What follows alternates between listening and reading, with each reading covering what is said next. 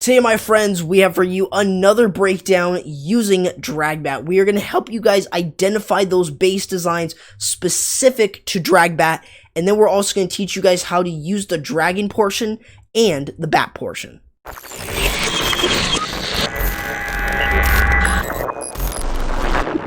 So, that is right, guys. We are looking at Dragbat yet again. It's been a while since we've looked at this, and I really want to make sure that you guys are understanding the right base designs to go for when you guys are using this.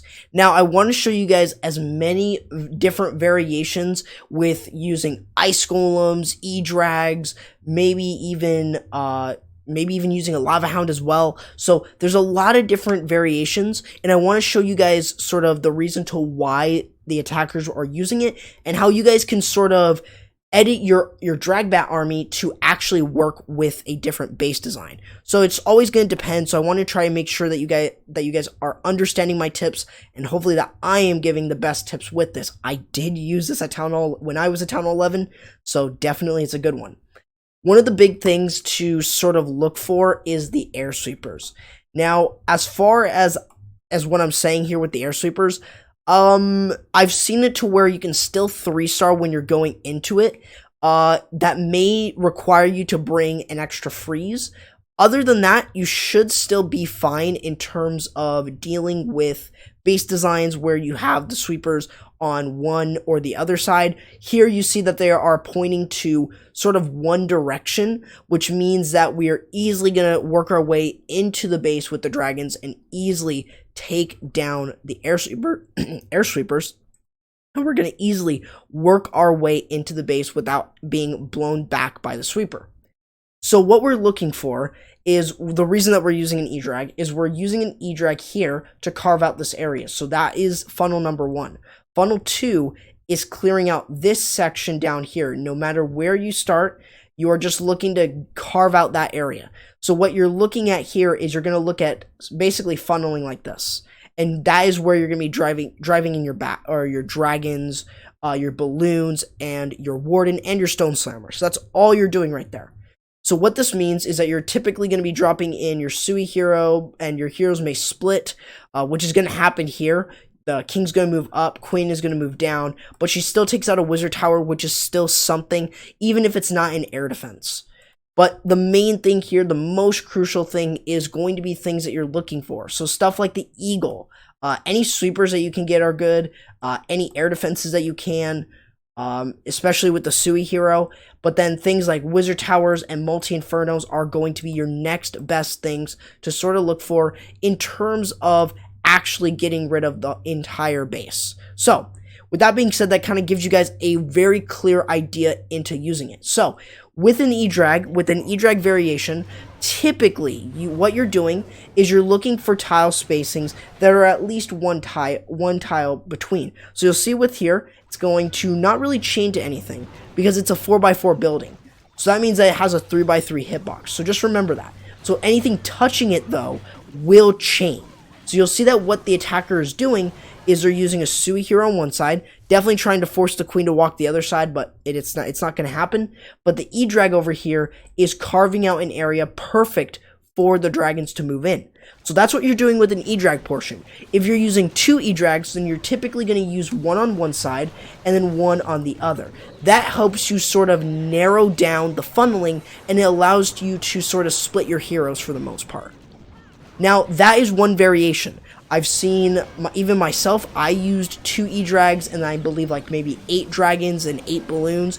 Still very effective, maybe not the strongest because it definitely goes from base to base. But as far as I can say, dragons are still really good in terms of using the E-drags to create the funnel.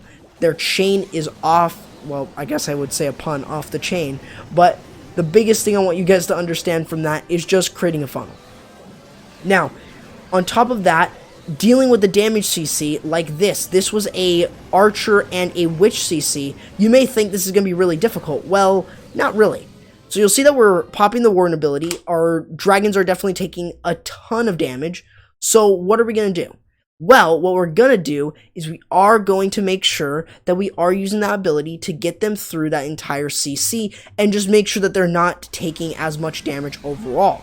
and that's going to allow us to get through the CC and get as much value as possible. After that, I want to really zoom into here.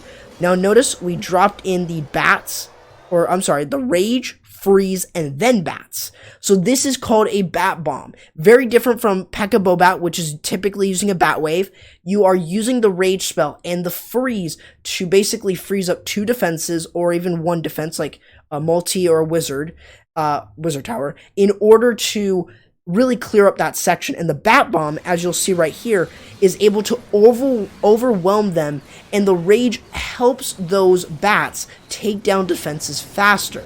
So that means bringing maybe even less freeze spells can still help. Remember that bats do, I believe, ×2 damage to defenses, or I think they just target defenses. So that really just means that you want to make sure that you're using your freeze spells properly.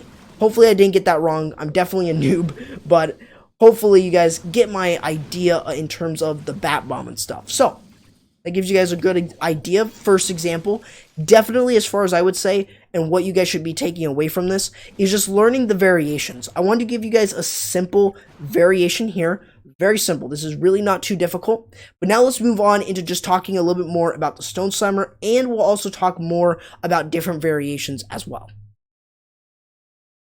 Now, this is a different variation of Dragbat. First of all, we do have an E-Drag here, of course. This is not always going to be needed, but another thing that we're looking at is we are looking at the use of a Lava Hound and Super Wall Breaker. So for those of you who are using Super Wall Breakers, you guys have your Wall Breakers powered up, then what you want to make sure is think about a base design in terms of how it is designed. Think of all the compartments, and if you can get value from a super wall breaker, like right here in this compartment, this is a great compartment to actually use this on, partially because if you look at this section, you're getting rid of that entire area. So what's in there? Well, Multi Inferno, Air Defense, Wizard Tower, those are some good value. That's a really good value by just using a Sui hero. So think about things in terms of that, and you can really help yourself to a lot of value. Now, what about the Lava Hound? Lava Hound is a great a great troop to bring in terms of the first sort of way to tank for any air defenses. So that means for like an air defense here, well, we're not going to be able to immediately send it here. That would be kind of weird. So we want to send our dragons in this way. So we want to use the Hound to soak up any seeking air mines, if there are any, and then also to be on that air defense and basically just tank for the dragons as they move in. Then either the lava pups can help take out the CC if there's, if there is a damaged CC, as long as you're bringing the poison. And then if you also have your dragons moving in, then they should be able to take care of the air defense. Other than that, it's going to be very simple. Now, one quick thing I want to mention as well. We're going to see something different with the Stone Slammer. I want to give you guys a really good idea of what we're talking about here. You'll see a bowler bounce. This is a great way to create a funnel. I will always say this. It is literally the best way, because if you can get some skip value, it is definitely worth doing. Now, from this example, I want you guys to understand that we are using a Sui hero, which means that, of course, we're using the king over here to funnel in the queen, and then we have a baby dragon that is going to clear that defense or a building, and it's going to allow us to get our way into the base with the queen and completely gut out this entire section. Now what that means is that we are going to be able to easily go into the base. Now, one thing that you guys may have already noticed is the air sweeper placement. So how do we deal with air sweepers that are like this? So we'll keep that highlighted so you guys can see it. It's right around, this is going to be the sort of range that we're taking a look at here. But the biggest thing I want you guys to understand here is that as we're sending everything in, you saw the dragons moving in and you saw the Lava Hound. Lava Hound popped, but the Lava Hound was tanking for that air defense just long enough for the dragons to move in. The E-Drag is still working his way into the base and getting some value. Now, the Grand Warden should only, if you need to use his ability early on, great, especially when you're going into a high DPS area, especially like an Expo farm, like you see right here. On top of this, what about the Stone Slammer? The Stone Slimer here, unlike the other one, is not going in with the dragons. Instead, it's going in by itself to here and clearing out this section. Because there is a dead zone here, we can take advantage of that. We can take that out with little to no trouble, which means where are we using our bats? Well, we're going to be using them as a bat wave. This is a great option, especially if you know that you can get a lot of really good pathing from your bats. So that means that you're really trying to look for a lot of value going into the base. And that means that you're also going to be trying to get as many of the splash defenses as possible, and then just using your Stone Slimer to clear up a Multi Inferno if it's a little bit more exposed. So you don't always need to use your bats as a bat wave, and you never have to use your Stone Slimer to go in with the dragons all the time. It's gonna be base dependent. I've seen it before, and it can definitely be used in some creative ways, including tanking for a wizard tower and stuff. So definitely those are things that you need to sort of identify and learn as you're using this one. So let's move on into another example, another variation using Dragbat. Now, I want to bring your attention to using the Ice Golem. Now, I didn't really talk about it, but when are you going to use a Lava Hound? The real reason you would use a Lava Hound is to tank for an air defense that you can't get to with your dragons in time. Because the air defenses have such a big radius, you definitely want to make sure that you are using a Lava Hound sometimes. You never always need to do it, but on a base like this, there really isn't much value that you can get with a Sui hero, maybe like one air defense. Then you could tank for the other one using a Lava Hound. So if you feel the need to bring a Lava Hound, do it. If you don't, if you feel pretty confident you don't need it, cool. Now, what about Ice Golems? Now, you'll notice that we have two Ice Golems here with us. Well, one Ice Golem is going to go in with the Queen. I usually do this with my drag clone attacks at Town Hall 13, and it's definitely very good when you don't use the King as part of your Sui hero. So it's really good to just make sure that you're using one Ice Golem, because it can really allow your Queen to get some extra value that she wouldn't have if you used maybe, let's say, a couple Giants. So it's definitely a lot better. Now, the other use of the Ice Golem is going to be to basically tank a wizard tower for those bats. So that means that what you're doing is you're using the Ice Golem in order to go into the radius of the wizard tower. And then after that, you can do your bat bomb, and that is already tanking for your bats. That's really simple. Really not that hard, and it's really easy. Now, you'll see from here is that, again, we have air sweepers that are blowing into our area where we're going to be doing our Dragbat. So that means that we want to make sure that we are creating a funnel. So how do we do that without the use of either a siege barrack, or we're not using our king? Well, or even a baby dragon. So basically you'll see from here is we're just using one giant. This is almost like a test giant, like a Coco giant. We're looking if there are any sort of spring traps in that area. You never know when there could be, but of course, from this example, he used a giant in order to make sure that there were no spring traps for that Ice Golem to pop early. So that means that what we're doing is we're getting more value from our Queen. So that's going to create that side of the funnel, and then we have the King going in. So this is the idea of using split heroes. Now, another thing is we're sending in the Stone Slimer alone. We're going to clear up this Multi Inferno basically more often than not. So as everything starts to move in, we have that Stone Slimer, which is going to help us along the way. Again, we're using the Grand Warden ability over the dragons early on in order to make sure that they're getting in. And then we're using the Lava Hound to tank more so as the dragons move into the base, since there are a couple dragons moving towards that air defense. Now you'll see is that we have the Rage, Freeze, and then Bats dropping in with the Ice Golem already locked on by the Wizard Tower. And now we're going to clear up that entire section. With this Bat Bomb here, even still having a Lava Hound is just so good. And even the Lava Pups can really help basically clear up and clean up the rest of the base. So that kind of gives you guys another really unique opportunity to be using dragons, and it's just to teach you guys really when you guys should be using your ice golems and stuff like that. So ice golem, highly recommend. If there's a wizard tower that you can reach from the outside, so if there's no defenses and it goes straight to the wall and the wizard tower locks onto it, you've got good value right there. So make sure that you're scouting the base and looking for that. But let's go ahead and move on into our final example using Dragbat.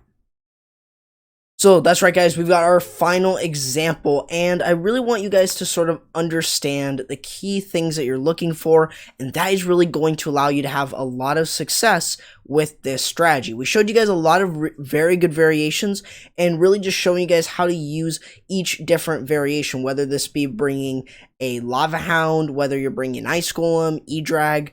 Really going to be up to you. You can bring none of those, and you could still bring dragons, balloons, and maybe some funneling troops like baby dragon or wizards or something like that. So you can still do a variation of that, but sadly I didn't have one to show you guys, but still, I really want you guys to hopefully understand how you guys can actually identify this for the strategy, and not just that, but knowing when to use each of those different troops. So just remember though that you are looking at the air sweepers, and typically on a base like this, I would totally take advantage of it. It's super easy to, and you can still get a lot of value from it. So as this replay is going to be playing through, I want to sort of just talk to you guys about the more specific things, which is going to be the troops that I mentioned, when to use them and stuff like that, just to give you guys a little bit of a recap.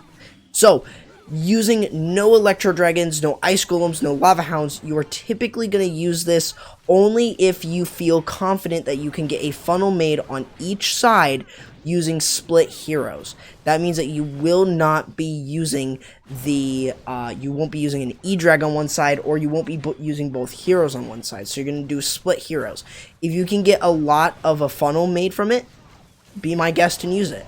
Other than that, I would highly recommend bringing one of the 3 troops. E-Drags will allow you to sort of funnel easier. Typically 1 to 2 E-Drags are what you're going to be typically doing. So in this example, you see 1 E-Drag. So the idea is you want to get as much value as possible from 1 or 2 of those E-Drags. If you're using 1 E-Drag, then you are going to be using you're going to be using it on one side and both a Sui hero on the other, both the king and queen. But if you're using 2 E-Drags, then you're going to use an E-Drag on one side, 1 E-Drag on the other, and then you're going to do split heroes. One queen, or queens are going to be on one side, king's going to be on the other. So you guys have that idea too. Using an Ice Golem, you can only use that if the wizard tower is very close to the outside and the range of it can reach it. So that is the only thing, and you can use it to tank for your bats. And then the Lava Hound. The Lava Hound is really good because it can tank for traps, and it can also tank for the dragons as they move in onto an air defense that cannot be reached.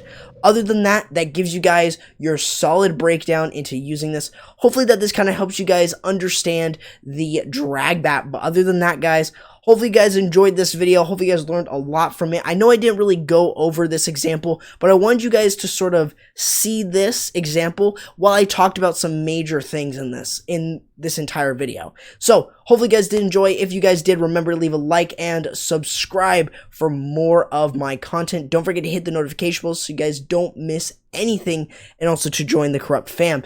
If you guys want to support me even further, feel free to go ahead and join as a channel member, and or feel free to go ahead and follow me over on Twitch, or subscribe to me over there on Twitch, since you guys can either use a Twitch Prime, or you can just subscribe straight up, maybe even tier 2 or tier 3. That's a good way to support me from there, as right now I still do not have a creator code.